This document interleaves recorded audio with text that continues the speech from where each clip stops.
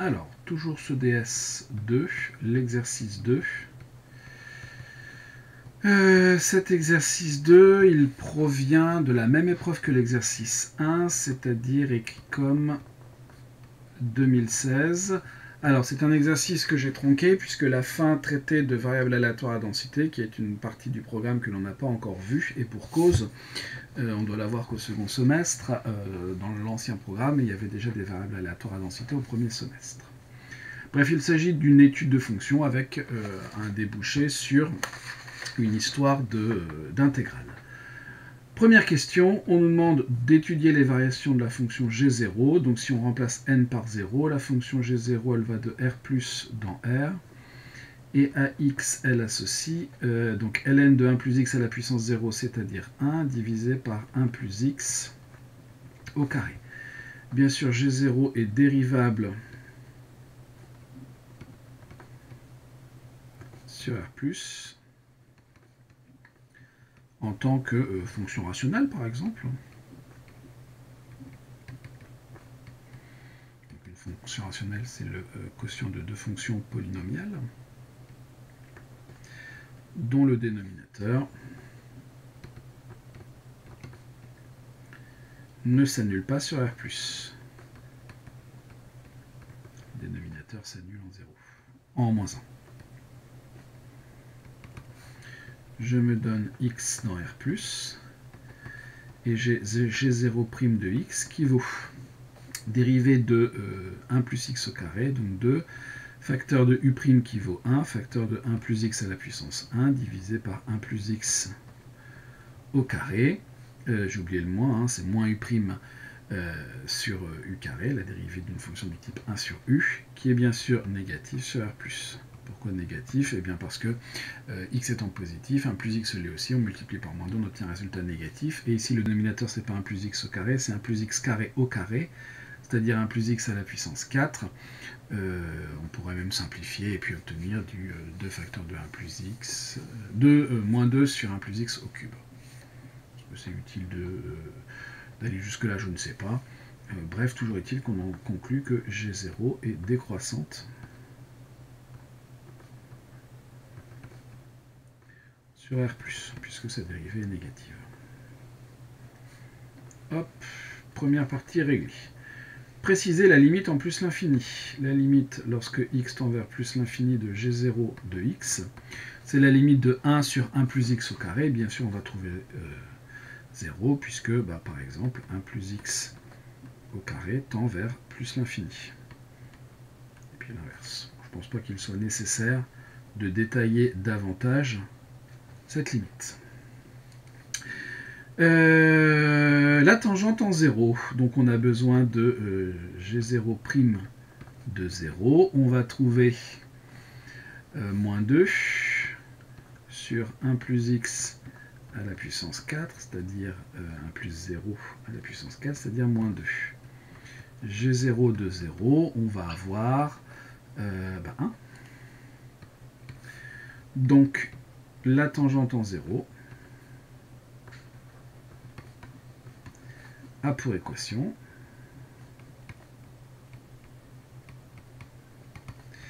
y est égal à moins 2 facteur de x moins 0, donc moins 2x, plus 1. En théorie, c'est moins 2 facteur de x moins la valeur, enfin c'est pas en théorie, moins 2 facteur de x moins le point qui nous intéresse, sauf qu'ici le point qui nous intéresse, c'est 0. L'allure de la courbe représentative. Donc on va avoir quelque chose comme ça. Ici, je vais mettre 1.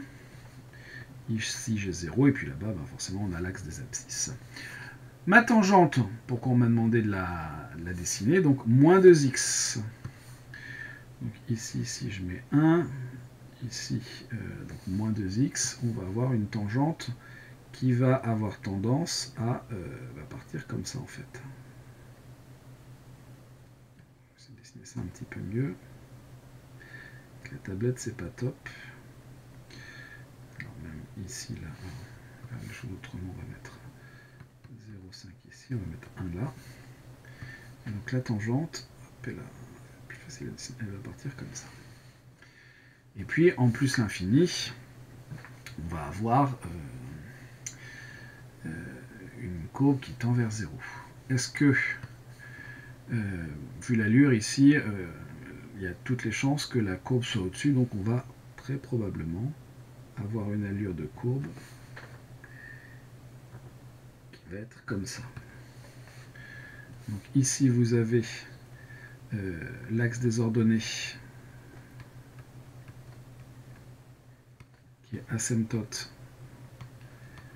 en plus l'infini à cause de la limite.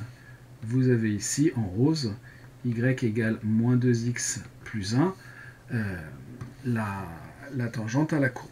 Donc on devra avoir quelque chose qui ressemble un petit peu à ça. Question B.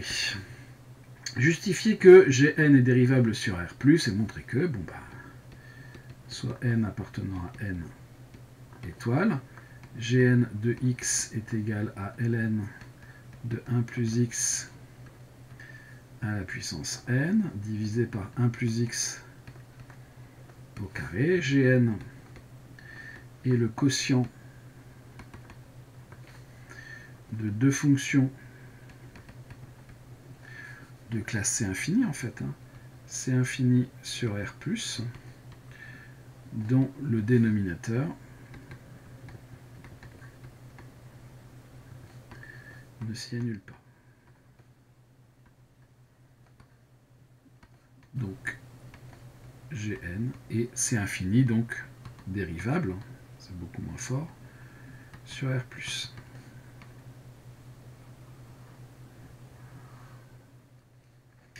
Et montrer que Gn' de x supérieur à 0 si et seulement si n est supérieur à machin. Bon, bah, évidemment, on va avoir besoin de calculer Gn'. Gn' de x est égal à...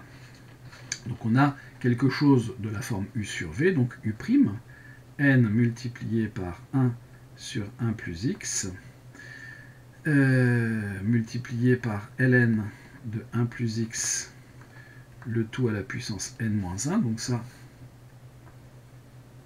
c'est u' de x,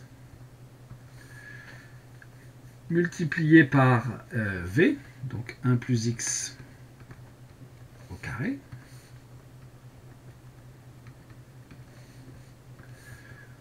moins v', que l'on a calculé au-dessus, multiplié par u.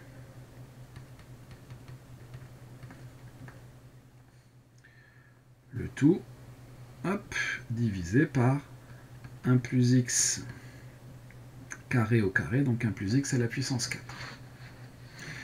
On peut remarquer que au numérateur, on va pouvoir mettre ln de 1 plus x à la puissance n-1 en facteur, que le 1 plus x va se simplifier avec celui-là, donc on va même pouvoir mettre ici aussi 1 plus x en facteur.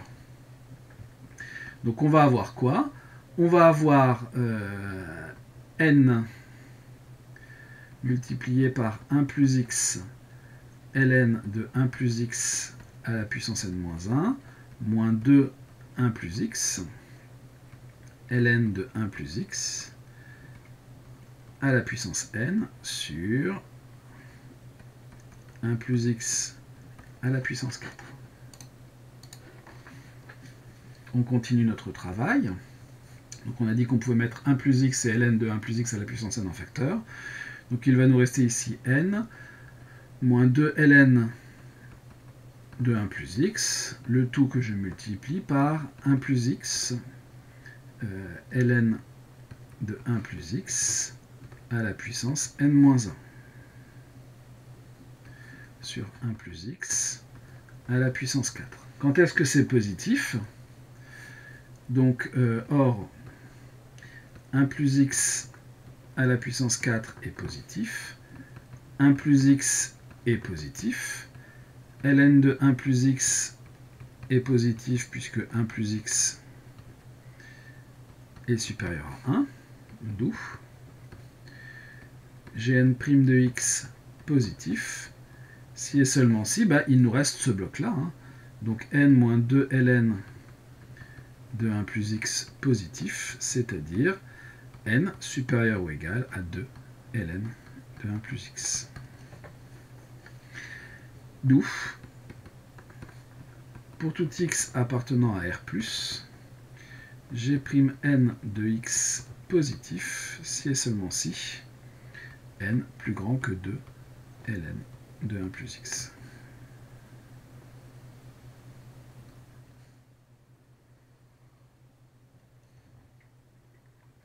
On déduit les variations de Gn pour n supérieur ou égal à 1. Bon. On a donc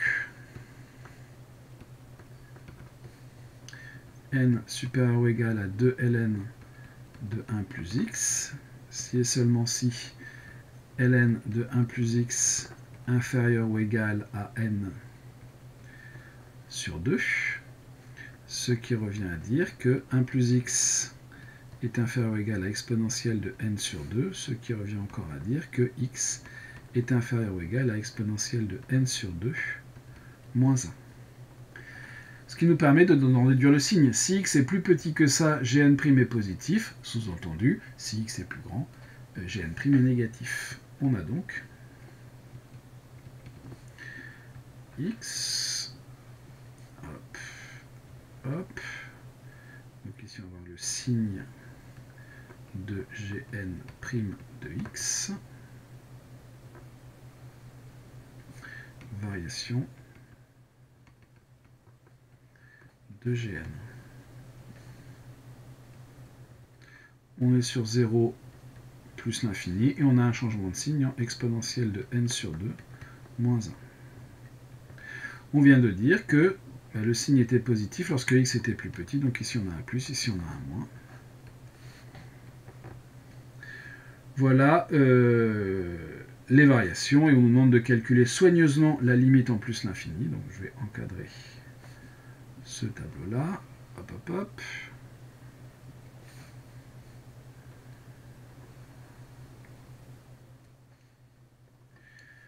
La limite lorsque x tend vers plus l'infini de Gn de x, c'est donc la limite lorsque x tend vers plus l'infini de ln de 1 plus x à la puissance n divisé par 1 plus x au carré, c'est-à-dire la limite quand u tend vers plus l'infini de ln de u à la puissance n sur u au carré en posant u égale 1 plus x. C'est-à-dire la limite lorsque u tend vers... on peut directement dire que ça vaut 0 par croissance comparée.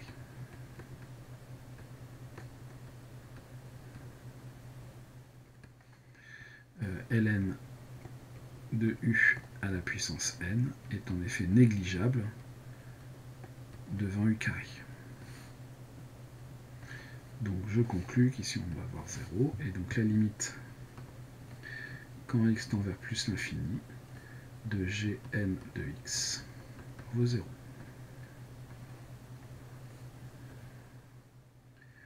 C'est terminé pour cette question 1b. Question 1c, montrer que pour tout n égal à 1, Gn admet un maximum sur R+, égal à machin. D'après notre tableau de variation,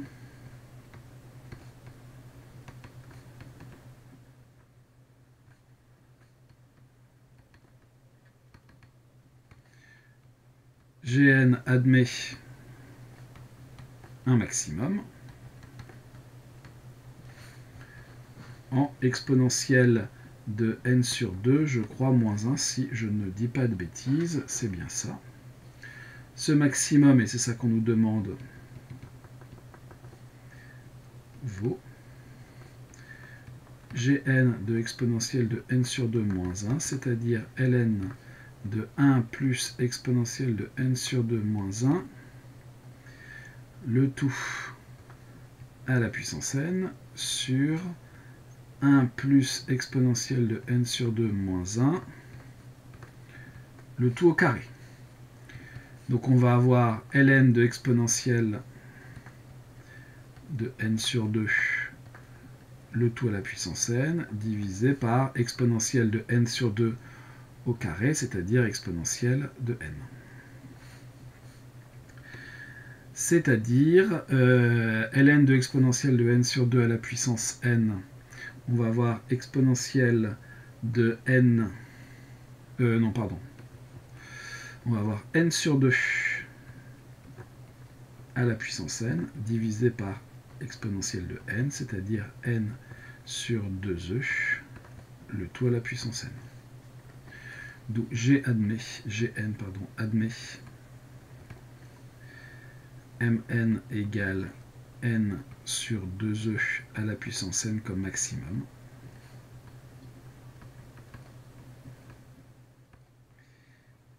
Atteint en x est égal à exponentielle de n sur 2 moins 1. Ça, on ne nous le demandait pas, mais de toute façon, c'est une information gratuite qui nous a en plus servi pour faire le travail. Question suivante. Non, pardon, on n'a pas terminé. Déterminer la limite quand n tend vers plus l'infini de mn. La limite quand n tend vers plus l'infini de mn, c'est donc la limite quand n tend vers plus l'infini de n sur 2e à la puissance n, c'est-à-dire la limite quand n tend vers plus l'infini. La seule façon de s'en sortir, dès lors que l'exposant dépend de la variable, et que la fonction dépend de la variable aussi, hein, c'est de passer à la forme exponentielle. Donc on va avoir exponentielle de n, ln, de n sur 2e. Or, n tend vers plus l'infini, ln de n sur 2e tend vers plus l'infini, par composition de limite. On en déduit que la limite quand n tend vers plus l'infini de mn est égale à plus l'infini.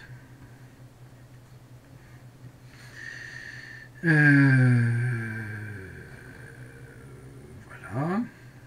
Question D. Montrer enfin que pour tout n, Gn est un petit taux de x puissance 3/2. Bon. Façon relativement simple de montrer qu'on est un petit taux, c'est de faire le quotient et de montrer que la limite tend vers 0, parce que sinon, de toute façon, on sera enquiquiné.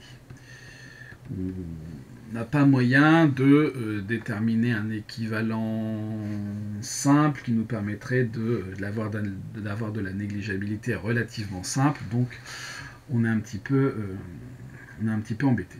Donc je prends un x appartenant à R+, et je vais m'intéresser à Gn de x divisé par 1 sur x exposant 3/2, et je vais montrer que cette fraction-là tend vers 0 lorsque x tend vers plus l'infini. C'est-à-dire que je vais avoir x puissance 3/2 multiplié par Gn de x. C'est-à-dire x puissance 3/2 multiplié par ln de 1 plus x à la puissance n divisé par 1 plus x au carré, qui est équivalent en plus l'infini, donc le x puissance 3/2, je le conserve tel quel, le ln de 1 plus x à la puissance n, je le conserve tel quel, divisé par 1 plus x au carré. Donc là, pour le coup, c'est un polynôme qui, en plus l'infini, va être équivalent à son terme, son monôme de plus haut degré, c'est-à-dire x puissance 2. C'est-à-dire x puissance 1/2 ln de 1 plus x à la puissance n. Bon. Et à partir de là, on peut essayer de chercher un équivalent de ln de cette chose-là, mais bon, ça va être assez délicat. Cela étant, on peut remarquer que x et 1 plus x en plus l'infini sont équivalents. Donc x à la puissance 1/2 va être équivalent à 1 plus x à la puissance 1/2. Alors là, on complique un petit peu les choses, ce qui est quelque chose que l'on fait rarement avec les équivalents, mais on va avoir plutôt une bonne raison de faire ça. Or, en posant U est égal à 1 plus x. Je ne compose surtout pas mes équivalents, mais je vais composer mes limites, ça j'ai le droit. On obtient que la limite, quand x tend vers plus l'infini, de 1 plus x à la puissance 1 demi ln de 1 plus x à la puissance n, c'est la limite de u à la puissance 1 demi ln de 1 plus x, ln de u, pardon,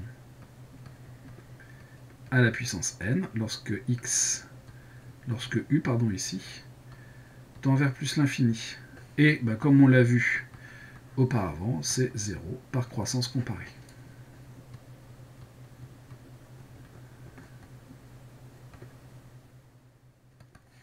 Donc, ce que l'on a montré, c'est que la limite, quand x tend vers plus l'infini, de gn de x divisé par 1 sur x à la puissance 3 demi vaut 0. D'où ce qui nous intéresse. Gn de x équivaut en plus l'infini à 1 sur x. Pas équivaut, non, non. C'est un petit taux, hein, on a trouvé une limite qui vaut 0. C'est en plus l'infini un petit taux de 1 sur x à la puissance 3 demi.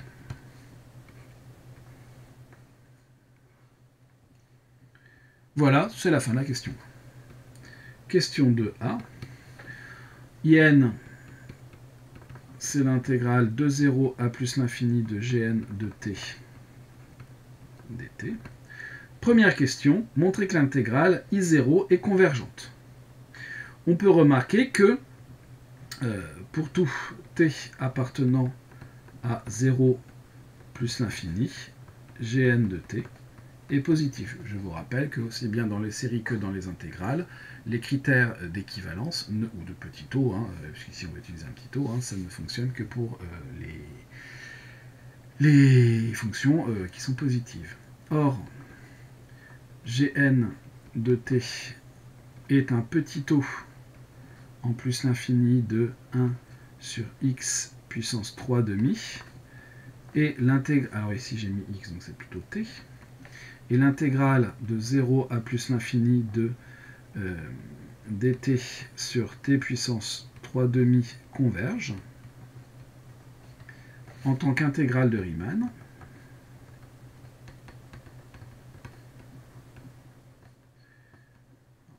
Intégrale de Riemann convergente, 3 demi est strictement plus grand que 1. Par comparaison,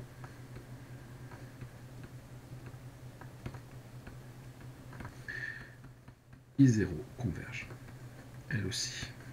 Quand on a un petit taux d'une intégrale, d'une fonction dont l'intégrale est convergente, eh bien l'intégrale converge. Ce n'est pas le seul cas évidemment, hein, mais ici on a ce qui nous intéresse. Question B. Montrer que pour tout n plus grand que 1, j'ai dit une bêtise ici. Gn est équivalent, mais c'est pour n plus grand que 1. Et ici, j'ai un petit peu... du coup, ce sera la 2b.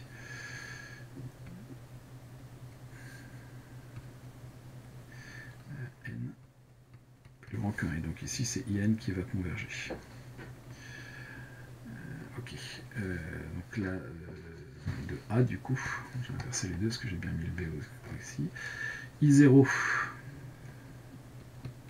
c'est l'intégrale de 0 à plus l'infini de G0 de t dt. J'avais bien marqué in ici au départ. C'est-à-dire l'intégrale de 0 à plus l'infini de dt sur 1 plus t au carré. Là aussi, on va faire un critère de comparaison.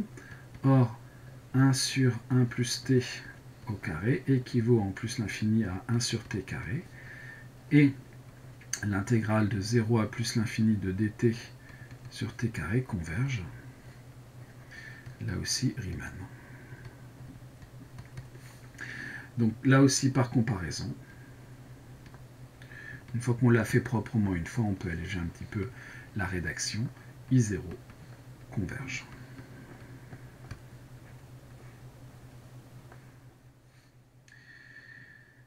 Et on nous demande en plus de la calculer, I0.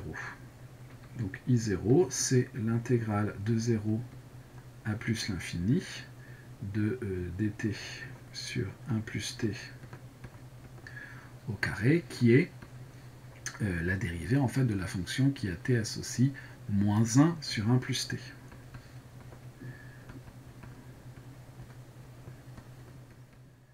C'est donc la limite quand t tend vers plus l'infini de moins 1 sur 1 plus t, moins la valeur en 0 qui va valoir moins 1, c'est-à-dire 1. I0 égale 1.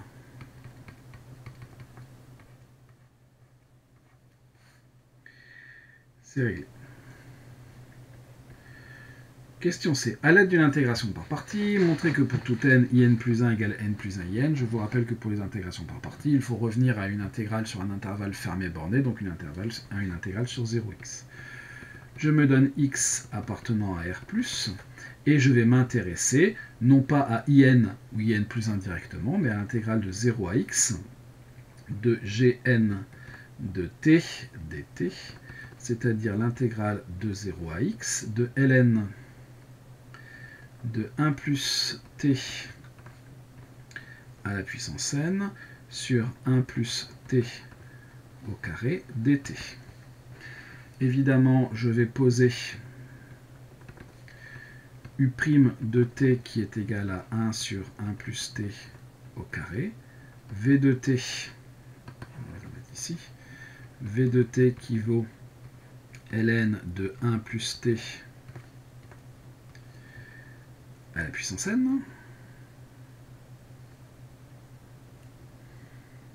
Est-ce qu'on a intérêt à faire ça? Si je vais dériver, je vais me retrouver avec de la puissance n-1, donc ça, c'est pas très judicieux. On pourrait calculer les choses, mais je ne vais pas du tout obtenir... Mais si, puisqu'ici, c'est in plus 1, donc ici, ça va être n plus 1. Si, ça va très bien fonctionner. On a alors u de t qui est égal à moins 1 sur 1 plus t, et v' de t qui va être égal à n plus 1 multiplié par 1 sur 1 plus t, ln de 1 plus t à la puissance n plus 1 moins 1, c'est-à-dire à la puissance n. U et v sont de classe C1 sur R+.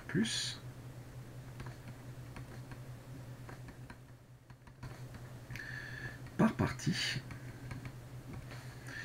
l'intégrale de 0, ici c'est gn plus 1, ax de gn plus 1 de t dt, vaut donc notre terme tout intégré u multiplié par v.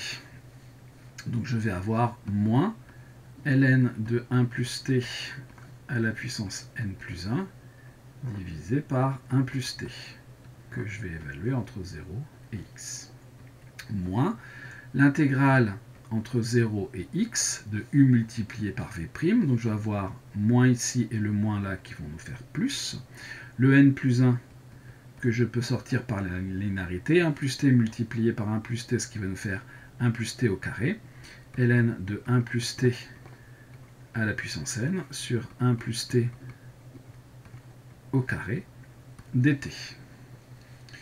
C'est-à-dire, eh bien, moins ln de 1 plus x à la puissance n plus 1 divisé par 1 plus x.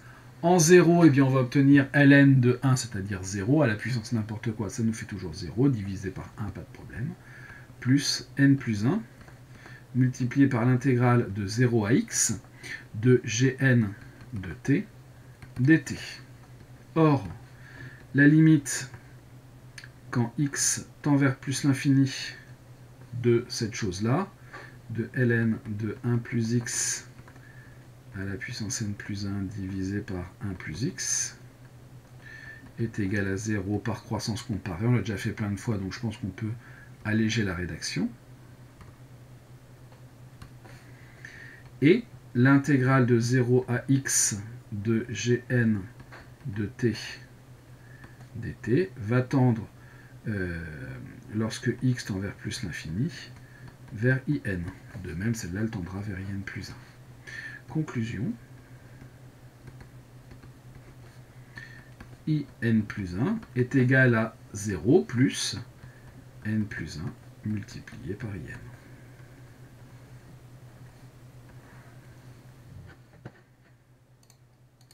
suivante. En déduire que pour tout n, in est égal à factoriel n. Alors évidemment, c'est un travail que l'on avait déjà mené en classe, alors avec une suite d'intégrales différentes, mais qui nous donnait la même valeur. On va montrer ça par récurrence. C'est ce qu'il y a de plus propre quand on nous donne la solution. Je me donne un entier n. Voilà, on note Pn, la proposition In est égale à factoriel n. L'initialisation pour n égale 0, I0 est égal à 1 et factoriel de 0 est égal à 1. Donc on vient de vérifier que c'était vrai au rang 0. Ensuite, on se donne un entier n tel que Pn est vrai, c'est-à-dire tel que In est égal à factoriel n. In plus 1 est égal à n plus 1 In, c'est-à-dire n plus 1 multiplié par factoriel n, c'est-à-dire factoriel de n plus 1. Donc Pn plus 1 est vrai. Si la récurrence, elle est vraiment pour la forme. Conclusion, on n'oublie pas de conclure, même si la récurrence est simple, par principe de récurrence.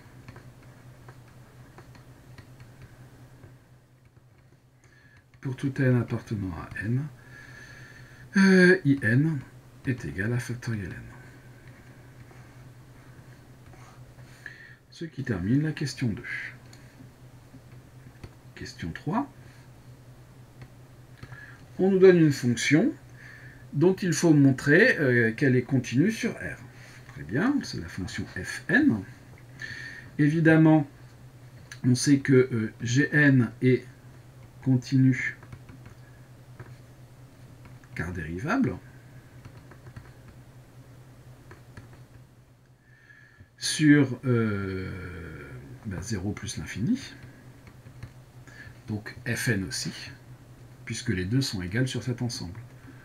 Donc Fn aussi.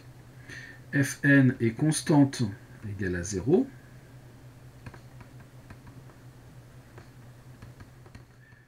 Sur R moins étoile, donc continue sur R moins étoile. Reste à vérifier la continuité en 0. Et pour ça, il va falloir qu'on s'intéresse à la limite lorsque x tend vers 0 de Fn de x. La limite quand x tend vers 0 moins, en fait en 0 plus, ici on a déjà de la continuité à droite en 0, de Fn de, alors j'ai mis des x, donc je vais continuer à mettre des x, c'est donc la limite quand x tend vers 0 moins de 0, bah, ça vaut 0, et 0, eh bien, 0 qui est égal à Gn de 0.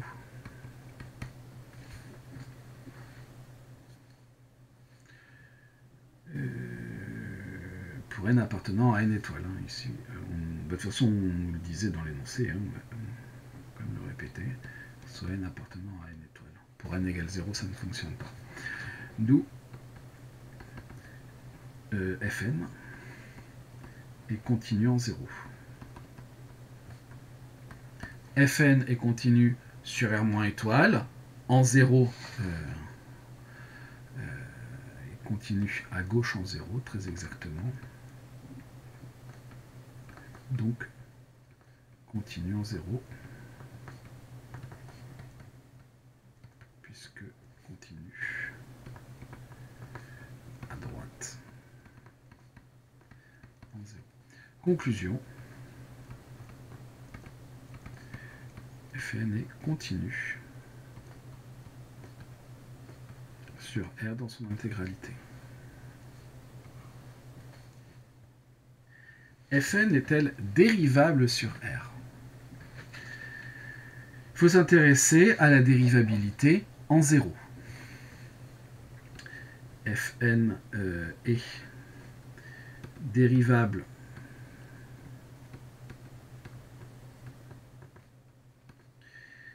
à droite en 0 et sa dérivée fn' de 0, alors fn', je vais noter ça, à droite en 0, vaut 1 sur factoriel n gn' de 0. Combien est-ce qu'on avait trouvé pour gn' de 0? Est-ce qu'on l'avait seulement calculé? Non, on n'avait pas calculé, mais on peut le faire. En 0, donc au numérateur, on va avoir n, facteur de, alors ln(x) qui vaut 0, qui vaut 0 en fait. Grâce à cette ln de 1 plus 0, ça nous fait ln de 1 qui vaut 0, multiplié par 1, ça fait toujours 0, et multiplié par n'importe quoi, ça vaut 0. Hop, vaut 0. Pas de problème.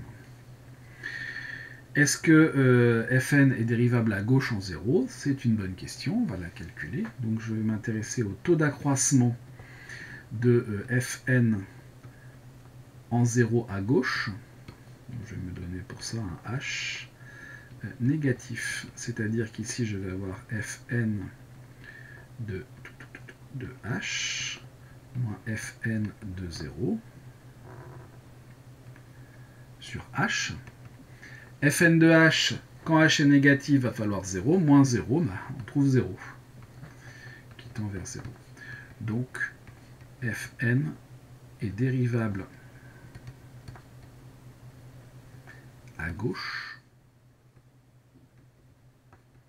en 0, et la dérivée à gauche en 0 vaut 0, qui est la même que la dérivée à droite en 0. Fn est donc dérivable en 0. Or, Fn est dérivable sur R étoile.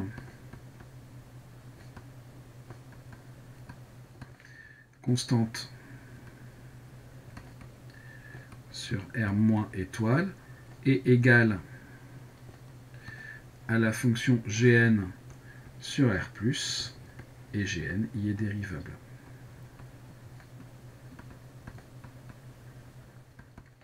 Conclusion, Gn, pas Gn, mais Fn est dérivable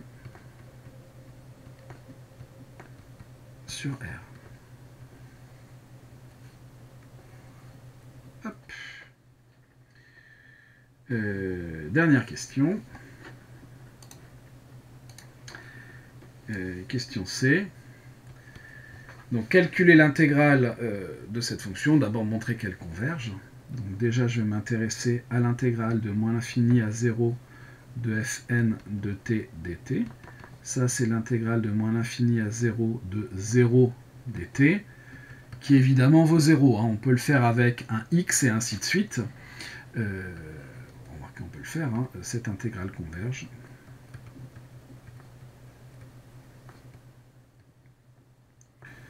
Et vaut, c'est même pas la peine, et vaut 0. L'intégrale de 0 à plus l'infini de fn de t dt est égale à l'intégrale de 0 à plus l'infini de 1 sur factoriel n gn de t dt converge, car l'intégrale de 0 à plus l'infini de gn de t dt converge. De plus, l'intégrale de 0 à plus l'infini de fn de t dt va être égale à 1 sur factoriel n intégrale de 0 à plus l'infini de gn de t dt, c'est-à-dire 1 sur factoriel n in, c'est-à-dire 1 sur factoriel n multiplié par factoriel n, c'est-à-dire 1. Et donc, conclusion par somme, l'intégrale de moins l'infini à plus l'infini de fn de t dt converge et vaut 1. 0 plus 1 égale 1. Et on a terminé cet exercice. Alors on verra un peu plus tard que ces intégrales qui valent 1 nous donnent des lois de probabilité, mais on n'en est pas encore